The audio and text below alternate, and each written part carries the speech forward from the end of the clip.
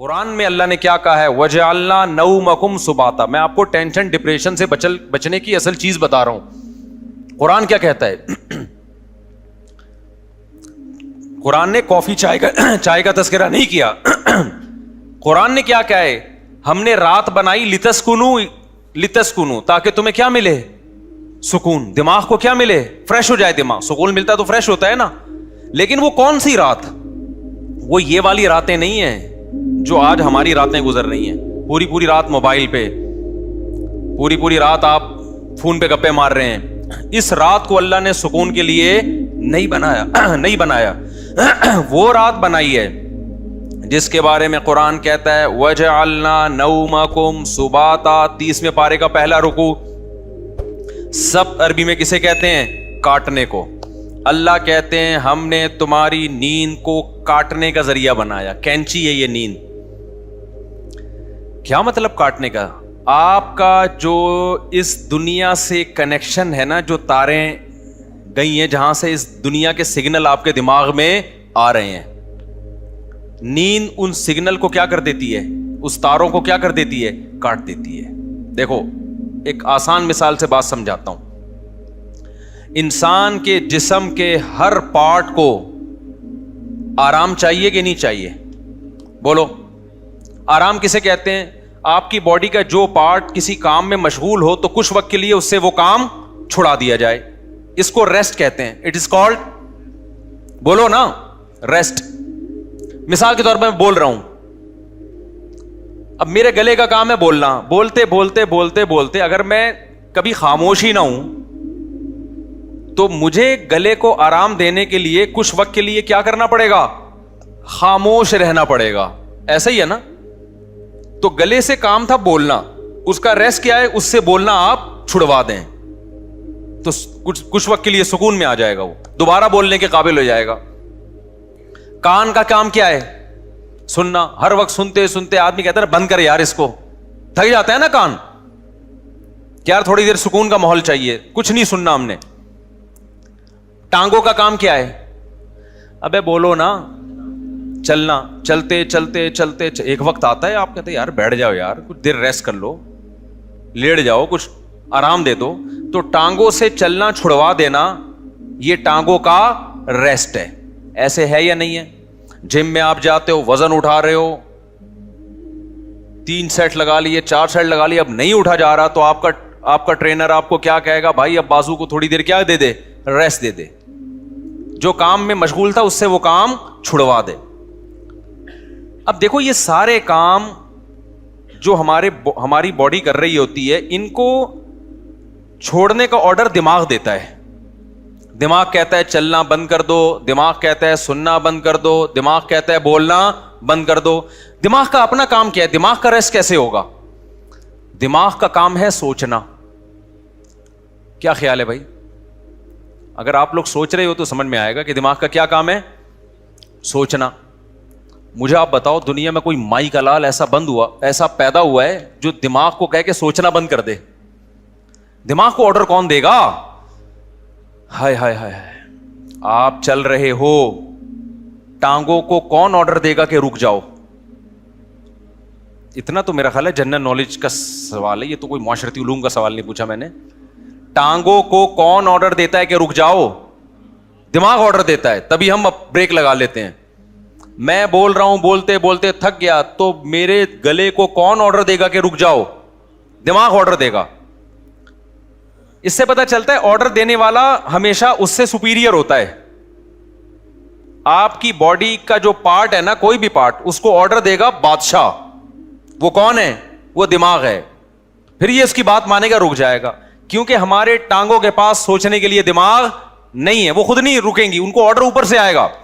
لیکن دماغ کو آرڈر کون دے گا کہ سوچنا بند کر دے؟ نہیں ہے بات. دماغ آرڈر نہیں دے سکتا. دماغ کے لیے کوئی اوپر کی چیز ہو جو دماغ کو آرڈر دے کہ سوچنا بند کر دے. کیونکہ دماغ جب اپنے آپ کو آرڈر دے گا کہ سوچنا بند کر دے تو اس کے لیے دماغ سوچے گا, تو سوچنے کا عمل کم نہیں ہوگا بلکہ سوچنے کا عمل بڑھ جائے گا. ابے کیسے سمجھاؤں مجھے بتاؤ یار. کامن سینس کی بات کر رہا ہوں یا نہیں کر رہا؟ کافی پی کے آئے ہیں کہ نہیں آئے ہیں؟ مجھے یہ بات بتاؤ. اگر کافی کی عادت نہیں ہے نا, پھر بغیر پیے بھی دماغ فریش ہوگا. اگر عادت پڑ چکی ہے تو ایک ایک کپ آپ کو پلانا پڑے گا, اس کے بغیر کھوپڑی میں بات نہیں آئے گی. یہ نقصان ہے کافی کا. پھر بھی ہم کہتے ہیں پی لو, ہمیں بھی کبھی دماغ کھوپڑی کام نہیں کر رہی ہوتی, 2 چسکے ہم بھی لگا لیتے ہیں. ٹھیک ہے, پیدا تو اسی سوسائٹی میں ہوئے نا, فضائل نہیں بیان کرتے ہم. اچھا خیر, تو اب دماغ کا کام کیا ہے؟ دماغ کو سکون ایسے ملے گا, سوچنا چھوڑ دے. اب آپ کیا کرو گے؟ اب آپ بیٹھ گئے, ٹانگوں کو آرڈر دیا رک جاؤ, ٹانگیں رک گئیں. کمر تھک گئی ہے بیٹھے بیٹھے, کمر کو آرڈر دیا بھائی لیٹ جا, لیٹ گئے بھائی. اب دماغ تھک گیا آپ کا, اب آپ دماغ کو آرڈر دے رہے ہو سوچنا بند کر دے. دماغ کا باپ بھی سوچنا بند نہیں کرے گا, بلکہ اور سوچے گا. تبھی تو اوور تھنکنگ کی ایک بیماری ہے نا. لوگ کہتے ہیں ہم جب سونے کے لیے لیٹتے ہیں تو اس وقت تو بالکل ہی نیند اڑ جاتی ہے ہماری. ویسے چلتے پھرتے رہیں گے نیند آئے گی, بیٹھے ہوئے نیند آ رہی ہے, سونے کے لیے لیٹے اور نیند کے علاوہ اب سب کچھ آنا شروع, کیونکہ دماغ اب نیند کے بارے میں سوچنا شروع کر دیتا ہے کہ سو تو نہیں سویا, صبح دیر ہو جائے گی, دماغ خراب ہوگا, یہ ہوگا. اس سے نیند آنے کے بجائے کیا ہوتی ہے, اس ٹینشن سے نیند اور اڑتی ہے. سمجھ میں آ رہی ہے بات؟ تو اس کا حل اللہ نے کیا رکھا ہے؟ اللہ نے کہا یہ تمہارے بس میں نہیں ہے کہ تم سو جاؤ, کیونکہ تمہارے پاس جو سب سے پاورفل پارٹ ہے نا وہ دماغ ہے. اس دماغ کے کنٹرول میں میں نے تمہارے سارے پارٹ دے دیے ہیں. دماغ کس کے کنٹرول میں ہے؟ وہ میرے کنٹرول میں ہے. وہ کسی کا باپ بھی نہیں سلا سکتا جب تک میں نہیں چاہوں گا. لہذا تم نے کیا کرنا ہے؟ سونے کے اسباب اختیار کرنے ہیں. سونا تمہارے بس میں نہیں ہے. اسباب کے بتی بجھا دی, لیٹ گئے, سکون کا ماحول ہو گیا, پنکھا چلا دیا, یا نیند کی گولی کھا لی, بہت زیادہ ہو گیا تو یہی ہوگا نا. تو اس سے نیند کی گولی بھی آپ کو یاد رکھو سلاتی نہیں ہے. وہ کیا کرتی ہے, آپ کے جو پٹھے ہیں ان کو ریلیکس کر دے گی, خیالات کو مجتمع کر دے گی. نیند ڈاکٹر کہتے ہیں کہ نیند خود سے آتی ہے انسان کو, کوئی دوا نہیں لاتی نیند. دوا یہی ہے کہ وہ اسباب پیدا کر دیتی ہے, اس کے سکون کے اسباب پیدا کر دیتی ہے. لیکن دوا ڈائریکٹ نیند لانے والی اب تک کوئی دوا میری معلومات کے مطابق ایجاد نہیں ہوئی, جو ڈاکٹر کہتے ہیں. تو اب کیا ہوتا ہے؟ اب اللہ تعالیٰ بیچ میں آتے ہیں. اللہ تعالیٰ کہتے ہیں وَجَعَلْنَا نَوْمَكُمْ سُبَاتًا, تم اسباب اختیار کرتے ہو, لیٹ جاتے ہو. ہم کیا کرتے ہیں؟ تمہاری نیند ایک کینچی لے کر آتے ہیں ہم. کیونکہ ہم جو سوچنا بند نہیں کر رہے نا, وجہ اس کی کہ ہمارے دماغ کا اس دنیا سے کنیکشن ہے. یہ کنیکشن جب تک ختم نہیں ہوگا اس وقت تک آپ سوچنا بند نہیں کر سکتے. آپ جب سونے کے لیے لیٹے, دن بھر کے خیالات ہیں, ابے یہ آیا تھا, یہ ہوا تھا, دوسری شادی, تیسری شادی, میرے بیان کسی نے سنے ہو, ٹھیک ہے نا, شادی نہیں ہو رہی یا ہو گئی ہے تو مصیبت. میرے جس نے بھی بیان سنے ٹینشن میں, وہ بھی ٹینشن میں جس کی نہیں ہو رہی, اور جس کی ہو گئی ہے وہ اس سے بڑی ٹینشن میں کہ یار یہ میں کیا کر بیٹھا ہوں. تو ٹینشنوں میں اور یہ اور وغیرہ وغیرہ 20 قسم کے آپ نکالتے چلے جاؤ دماغ سے. نہیں, اللہ کہتے ہیں میری قدرت کام کرتی ہے. میں کیا کرتا ہوں, اس کے جو لنک ہے نا, جتنے جہاں سے لیڈ آ رہی ہے اس کو, یہ دنیا سے آ رہی ہے نا, یہاں سے اس کے دماغ کا میں کنیکشن کیا کر دیتا ہوں, ساری تاریں, پاور ہی ختم ہو گئی. ارے میرے بھائی, بچہ کمپیوٹر پہ بیٹھا ہو, ہل کے نہ دے رہا ہو, پولیس بلا لی, بیٹا ہٹ جا یہاں سے, نہیں ہل رہا ہو, تو آخری حل آپ کے پاس کیا ہے, وہاں سے پاور کھینچ دو, پاور ہی نکال دو, ایسی کی تار ہی کاٹ دو بیچ میں سے. اب چلے گا؟ اب پہیہ لگا کے تو چلے گا, ویسے نہیں چلے گا کمپیوٹر.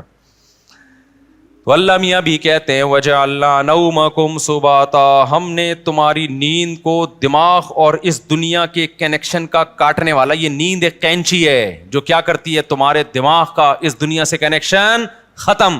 اصل بات جو میں بتانا چاہ رہا تھا, اللہ قرآن میں کیا کہتا ہے کہ تمہیں سکون دماغ کو اس وقت ملے گا جب کافی پیو گے, نہ چائے پینے سے, نہ چرس پینے سے, ہیروئن پینے سے, نہ دماغ کے سکون کے لیے اللہ نے نیند بنائی ہے. اور وہ والی نیند جو تمہارا اس دنیا سے کنیکشن ختم کر دے. کیونکہ ہم نے بہت سے لوگوں کو دیکھا ہے سو رہے ہوتے لیکن سب پتا ہوتا ہے کہ کیا ہو رہا ہے. اس کا مطلب ان کی نیند نہیں ہوتی ہے. گھوڑے بیچ کے سونے والی نیند کا اللہ ذکر کر رہا ہے قرآن میں. آپ دیکھ لو نا آج کل جو نیندیں ہو رہی ہیں, سو رہے ہیں اور سب سن بھی رہے ہیں کہ ہو کیا رہا ہے, بیگم کیا باتیں کر رہی ہے, کس کی غیبتیں کر رہی ہے, گھر میں ساس کتنے دن سے آگے ٹھہری ہوئی ہے, جا کیوں نہیں رہی ہے, مہنگائی بڑھ رہی ہے, اسٹیبلشمنٹ نے یہ کیا کر دیا اور فلانے نے یہ کیا کر دیا اور مہنگائی کو یہ کیوں ہو گیا وغیرہ وغیرہ 20 قسم کے مسائل، اور سو بھی رہا ہے. ذرا سی بات کرو تو کہتا ہے کیا. اچھا سوتے سوتے بتا رہا ہوتا ہے چپ ہو جاؤ میں سو رہا ہوں. ابے تجھے پتا کیسے چلا اگر تو سو رہا ہے بھائی. کہتا ہے چپ ہو جاؤ میں کیا کر رہا ہوں، سو رہا ہوں. میں ایک دفعہ سو رہا تھا، گھر والوں نے مجھے اٹھایا کہ دروازے پہ کوئی ہے، تو میں نے کہا مجھے اٹھایا کیوں، کیا نیند خراب نہ ہو جائے نا. میں نے کہا نیند تو ہو گئی خراب، نیند تو ہو گئی خراب. تو گھوڑے بیچ کے سونا، غرق ہو کے سونا، بے ہوش ہو کے سونا، یہ والا سونا کون سا سونا ہے جس کو اللہ نعمت قرار دے رہا ہے اور جو دماغی سکون کا ذریعہ ہے. آج کل یہ والا سونا مارکیٹ سے شارٹ. کیوں شارٹ ہے؟ اس میں ہمارے اپنے گناہ بھی ہیں. اب یہ میرا ٹاپک نہیں ہے لیکن غصے پر کچھ 2 ہفتے سے بیان چل رہا تھا نا، تو اس کو بھی لگا دیتا ہوں اسی کے ساتھ. میں نے بتایا تھا نا آج کل جو ہر آدمی توے پہ بیٹھا ہوتا ہے نا غصے میں، اس کی ایک بہت بڑی وجہ کیا ہے؟ نیند پوری نہ ہونا. لوگ کہتے ہیں ہم تو 7-7 گھنٹے سو رہے ہیں. بھائی آپ سو تھوڑی رہے ہیں، 7-7 گھنٹے آپ سونے کی کوشش میں لگے ہوئے ہیں. اس میں کبھی دیکھو 3 کیفیتیں ہوتی ہیں. ایک انسان اس دنیا میں ہوتا ہے اور ایک بالکل قبر میں ہوتا ہے موت کے بعد. ایک بیچ کی کیفیت بھی ہوتی ہے، کچھ برزخ کی چیزیں دیکھ رہا ہوتا ہے اور کچھ اس دنیا کی چیزیں. قرآن سے پتہ چلتا ہے یہ ایک بیچ کی کیفیت ہوتی ہے جس میں کچھ یہاں کچھ وہاں. بالکل نیند میں بھی ایسا ہی ہے. اللہ نے نیند کو موت سے تشبیہ دی ہے. نیند میں بھی ایسا ہی ہے، یا تو آپ پورے جاگے ہوئے ہیں جیسے بھی بیٹھے ہوئے ہیں، یا آپ پورے سو رہے ہوتے ہیں. آپ کا اس دنیا سے کوئی رابطہ نہیں ہوتا، کچھ پتہ ہی نہیں ہوتا کون رو رہا ہے کون ہنس رہا ہے، سردی ہے گرمی ہے خزاں ہے طوفان آ رہا ہے نہیں آ رہا. اور ایک بیچ کی کیفیت ہوتی ہے جس میں آدھے آدھے خواب بھی دیکھ رہے ہیں اور آدھے آدھے جاگ بھی رہے ہیں. اس والی نیند سے میرے بھائی سکون نہیں ملتا. تو یہ جو گہری نیند ہے نا، اس کے لیے کچھ کام کرنے پڑتے ہیں جو آج کل مارکیٹ سے شارٹ چل رہے ہیں. اور شریعت پہ عمل کر نہیں سکتے جب تک گہری نیند لیتے نہیں ہو، کیونکہ اسلام میں اخلاق کی بہت زیادہ ویلیو ہے. نبی صلی اللہ علیہ وسلم نے فرمایا انسان اچھے اخلاق کے ذریعے تہجد پڑھنے والے اور کثرت سے روزے رکھنے والوں کے مقام تک پہنچ سکتا ہے. یعنی اس کی زندگی میں تہجد بھی نہیں ہے اور روزے بھی نہیں ہیں، لیکن اخلاق کا اتنا اچھا ہے تو اللہ اس کو کس کے ساتھ حشر کریں گے؟ تہجد گزاروں کے ساتھ. اور حدیث میں آتا ہے کہ ایک تہجد گزار اور کثرت سے روزے رکھنے والا برے اخلاق کے ذریعے جہنم کا ایندھن بن سکتا ہے. حدیث کا مفہوم ہے. کیوں؟ بد اخلاقی کی وجہ سے کبھی بیوی سے لڑے گا، کبھی پڑوسیوں سے لڑے گا، کبھی کمیٹی سے لڑے گا، کبھی امام سے لڑے گا، کبھی مؤذن سے لڑے گا، کبھی اسے پٹا، کبھی گاڑی تھوڑی سی آگے آگے اس کو اٹھا کے ٹھوک دیا. ٹھیک ہے نا؟ تو ساری نیکیاں اس کی کیا ہو رہی ہیں؟ ضائع. کیونکہ ہمیں حدیث سے پتہ چلتا ہے کہ جو شخص لوگوں پہ ظلم کرتا ہے قیامت کے دن اللہ بدلہ ایسے لیں گے کہ اس کی نیکیاں اٹھا کے اس کے پلڑے میں ڈالنا شروع کریں گے. حتیٰ کہ ایک گالی بھی ناحق دی نا کسی کو تو اس کے بدلے میں بھی اس کی نیکی کہاں جا رہی ہے؟ وہاں جا رہی ہے. اور جب اس کی نیکیاں ختم ہو جائیں گی تو اللہ پھر کیا کریں گے؟ جس نے ظلم کیا ہوگا بد اخلاقی کی ہوگی اس کے گناہ اس کو دینا شروع کر دیں گے. میں سمجھا پا رہا ہوں اپنی بات؟ تو اس سے پتہ چلتا ہے بد اخلاقی، بدتمیزی، ہر وقت جلے کٹے رہنا، نیگیٹو سوچ رکھنا، یہ چیزیں اچھے اعمال کے باوجود انسان کو جہنم کا ایندھن بنا دیتی ہیں. اور خوش اخلاقی کے لیے جو میڈیکلی جو ہمارے لیے سب سے زیادہ امپورٹنٹ چیز ہے وہ کیا ہے؟ وہ گہری نیند. تو یہ ہمارے مذہب کا حصہ ہوئی کہ نہیں ہوئی ہے؟ اتنی زیادہ حدیث میں اہمیت ہے نیند کی کہ ایک صحابی آئے، انہوں نے عرض کیا کہ یا رسول اللہ میں ساری رات تہجد پڑھوں گا کیونکہ اللہ نے آپ کی تو ساری خطائیں معاف کر دی ہیں، آپ تو رات کو آرام بھی کرتے ہیں، میں ساری رات تہجد پڑھوں گا، سوؤں گا نہیں. آپ نے فرمایا مر رغب عن سنتی فلیس منی، جو میرے طریقے سے اعراض کرے گا وہ مجھ میں سے نہیں ہے، کیونکہ اصلی و ارقد، میں تو نماز بھی پڑھتا ہوں اور آرام بھی کرتا ہوں. نبی کو معلوم تھا یہ ساری رات تہجد پڑھیں گے نیند پوری نہیں ہوگی، تو پھر آگے نتیجہ کیا نکلے گا؟ آگے نتیجہ یہ نکلے گا کہ وہ تہجد بد اخلاقی کے ذریعے ضائع کریں گے. یہ سمجھتے ہو بات کو؟ تو میں جو نیند اتنا کر رہا ہوں نا، کوئی میڈیکل سائنس کا شعبہ ہی، لیکن میں اس کو اس لیے بیان کر رہا ہوں کہ اس کا مذہب سے بھائی بہت گہرا تعلق ہے. اصلی و ارقد حدیث میں آتا ہے میں تو نماز بھی پڑھتا ہوں اور آرام بھی کرتا ہوں. تم کون ہو بھائی جو نماز ہی پڑھتے رہتے ہو, آرام نہیں کرو گے رات کو؟ اور ہمارے نبی صلی اللہ علیہ وسلم کی نیند گہری تھی, اتنی گہری تھی کہ آپ صلی اللہ علیہ وسلم کے ہلکے سے خراٹے کی آواز بھی آتی تھی. جب انسان بہت تھک کے سوتا ہے اور گہری نیند سوتا ہے تو جن کو خراٹوں کی بیماری نہیں بھی ہے ان کے ہلکا ہلکا تیز سانس کی آواز آتی ہے. تو ہمارے نبی صلی اللہ علیہ وسلم بھی جب سوتے تھے, آرام کرتے تھے, تو آپ سے معمولی خراٹوں کی آواز آیا کرتی تھی. یہ اس کی علامت تھی کہ آپ صلی اللہ علیہ وسلم کی نیند ہلکی نہیں تھی بلکہ گہری نیند تھی. سمجھتا نہیں ہے نا بات کو. اب گہری نیند کے لیے پھر وہ ٹپس ہیں, وہ ڈاکٹروں سے پوچھیں. آپ اس ڈاکٹر سے پوچھیں خود سو رہا ہو ٹائم پہ, کیونکہ ڈاکٹر خود 3-4 بجے کلینک بند کر کے آ رہے ہوتے ہیں, سمجھ رہے ہو نا. تو لیکن اس میں چند چیزیں, ورزش کرے انسان, یہ چائے کافی وافی ان چیزوں سے اپنے آپ کو, اس عذاب سے جان چھڑائے. اور بہت ہی کچھ شوق ہے تو چائے پی لو, وہ بھی دن میں 2 کپ بہت زیادہ ہے, لیکن ثواب سمجھ کے وہ بھی نہ کرو. اور رات کو انسان جلدی سے, رات کو موبائل بند کر کے رکھ دے لاکر میں. موبائل جو ہے نا یہ رات کو دیکھو ہی نہیں, یہ بہت بڑی تباہی ہے. سو جاؤ رات کو, صبح 2 بجے 3 بجے اڑ جاؤ, اس کے بعد نماز پڑھو, تلاوت کرو, اللہ سے دعا مانگو, پھر موبائل دیکھ لو بیٹھ کے. بھائی کوئی مفید چیز اگر آپ نے دیکھنی ہے, کوئی جنرل نالج کی چیز دیکھنی ہے, کسی کا ولاگ دیکھنا ہے کہ میں بیت الخلا میں بیٹھا ہوا ہوں کیسا لگ رہا ہوں, ٹھیک ہے نا. اس طرح بھی ولاگ بھی ایسے آ رہے ہیں کہ بس جو اٹرم پٹرم اٹھا کے ڈال دو. بس میں جا رہا ہوں, میں نانی کے جا رہا ہوں, میں خالہ کے جا رہا ہوں, میں پپو کے جا رہا ہوں. تو جا رہا ہے بھائی, تو ساری دنیا جاتی ہے, تو پہلی دفعہ تھوڑی جا رہا ہے. چلو کوئی دوسرے ملک میں جا کے ولاگ بنا رہا ہے, آپ نے وہ ملک دیکھا نہیں ہے, تو آپ کا یار بغیر ٹکٹ ویزے کے کنٹری دیکھنے کو مل رہا ہے, پھر بھی سمجھ میں آتا ہے. لیکن ایسے ایسے ولاگرز آ رہے ہیں, ان پہ تو مجھے تعجب اس لیے نہیں ہوتا کہ ان کو پیسہ مل رہا ہے نا, تعجب تو آپ پہ ہوتا ہے کہ یار آپ کے پاس اتنا ٹائم کہاں سے آ گیا. اور یہ بھی ایک بڑی بےغیرتی کی بات ہے, جس کا ولاگنگ کا چینل نہیں چل رہا نا, اپنی خوبصورت بیوی کو ادھورے لباس میں وہ لے آتا ہے. یار دیکھو, غیرت پہلے ہے, پیسہ بولو بعد میں. میں نہیں کہہ رہا کہ جو بھی عورت کو لے کر آ رہا ہے وہ گندی سوچ کا ہے, بری سوچ کا ہے, میں کسی پہ الزام نہیں لگا رہا. لیکن آپ کی بیوی اٹریکٹیو ہے, خوبصورت ہے, جوان ہے, اور ادھورے کپڑے میں آپ اس کو لا رہے ہیں, تو اس میں تو میرا خیال ہے کوئی دو رائے نہیں ہو سکتی کہ آپ کی نیت کیا ہے. یہ ایسے لوگ ہیں, اگر یہ بیگم کو نکال دیں تو ان کے چینل دھڑام سے نیچے. اور یہ ٹھرکی عوام, انٹرنیٹ پر اتنا فحش مواد پڑا ہوا ہے, اس کو دیکھنے کے بجائے کہیں بھی ان کو کوئی چاہیے کہ اپنی بیگم کے ساتھ آ رہا ہو. بھائی وہ جو مواد ٹھرکیوں کے لیے رکھا ہے وہ بھی غلط ہے, لیکن جب اتنا ہے تو پھر چل کیسے رہے ہیں یہ ٹھرکی چیزیں. اس سے پتہ چلتا ہے کہ قوم کی ٹھرک اتنے عروج پہ پہنچی ہوئی ہے کہ سب کچھ دیکھنے کے بعد بھی جب ان کو پتہ چلتا ہے فلاں کی بیوی آئی ہوئی ہے, دیکھو اس کو لازمی. یہ ٹھرک کی سپرلیٹو ڈگری ہے. بھائی مسئلہ یہ ہے نا کہ نہیں چل رہا تو اپنی بیگم, خوبصورت سی بیگم ادھورے کپڑوں میں لے آئی, تو سوال پیدا ہوتا ہے بھائی جس نے ادھورے کپڑوں میں عورت دیکھنی ہے وہ فلمیں دیکھ لے گا جا کے, وہ ناچ گانے والی عورتیں دیکھ لے گا, تو وہ آپ کی بیگم کو کیوں دیکھے گا؟ لیکن نہیں, وہ بھی دیکھے گا.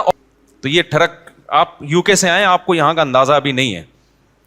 یہ لندن چھوڑ کے پاکستان آ گئے, کہہ رہے بہت اچھا ملک ہے, یقیناً بہت اچھا ملک ہے بھائی. ان لوگوں سے ہم پھر بھی بہت اچھے ہیں. ان میں یہ چھچور پنا اس لیے نہیں ہے کہ وہ اس سے بڑی چیزوں کے عادی ہو چکے ہیں. ہمارے یہاں کے نائٹ کلب ولب نہیں ہے, تو یہ بیچارے کسی کی بیوی ادھورے کپڑوں میں دیکھ کے تھوڑا سا کیا ہو جاتے ہیں, خوش ہو جاتے ہیں. ان سے آپ کمپیئر نہیں کر سکتے, کیونکہ یہ نا بہت سے لوگ کہتے ہیں پاکستان میں فحش فلمیں سب سے زیادہ دیکھی جاتی ہیں. غلط ہے, نہیں دیکھنا چاہیے, لیکن اس کا یہ مطلب نہیں کہ وہ ہم سے اچھے ہیں. بناتے کون ہیں یہ فلمیں؟ وہ لوگ بناتے ہیں, تو بنانے والا زیادہ برا ہے, سمجھ رہے ہو؟ جس میں جو بالکل ہی حیا لیس ہو جائے گا وہ بنائے گا. پاکستانی کم از کم اس سے تو کم ٹھرکی ہے نا, بنا تو نہیں رہا اتنی, پھر بھی دیکھنا چھوڑ دو. ایسا نہ ہو کہ آپ بولیں گے چلو دیکھنے کی وہ پرمیشن, دیکھنا بھی غلط ہے, لیکن اس سے آپ جو دوسری قوموں سے کمپیئر کرتے ہیں نا پاکستانی کو کہ یہ بڑے ٹھرکی ہیں, ایسا بالکل بھی نہیں ہے.